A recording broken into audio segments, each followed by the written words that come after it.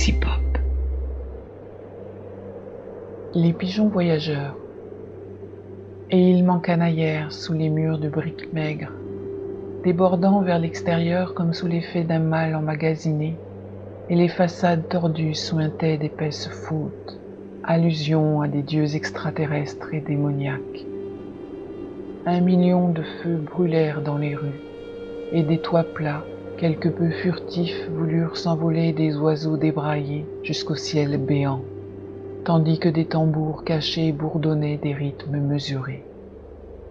Je savais que ces feux appelaient de monstrueuses choses, et que ces oiseaux de l'espace étaient dehors. Je devinais de quelle noire crypte d'une sombre planète ils provenaient, et de ce qu'ils apportaient de togues sous leurs ailes. Les autres riaient, comme s'ils ne pouvaient parler de ce qu'ils entrevoyaient dans le bec d'un de ces oiseaux maléfiques. Le puits.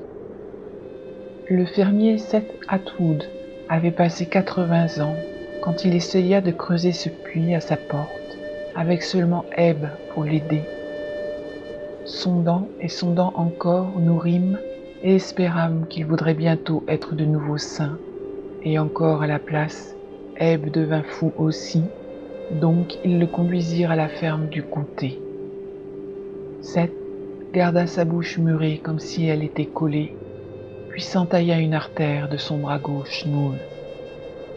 Après les funérailles, nous tombâmes d'accord pour nous rendre jusqu'au puits et enlever les briques.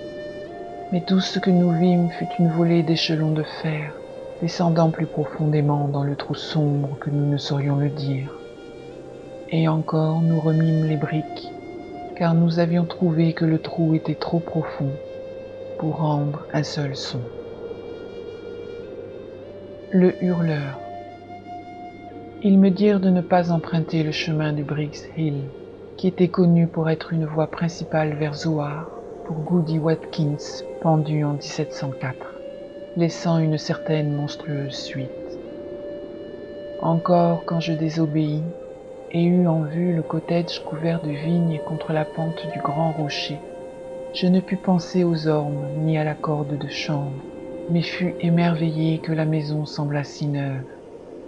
S'arrêtant un peu pour voir passer le jour déclinant, j'entendis des hurlements faibles provenant d'une pièce en haut des escaliers, et au travers des planches empoisonnées passa un rayon de soleil.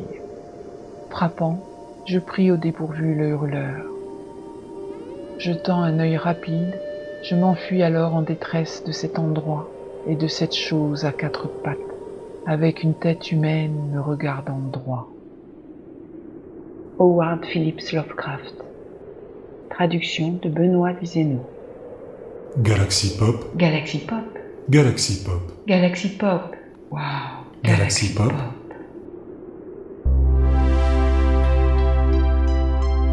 Galaxy Pop.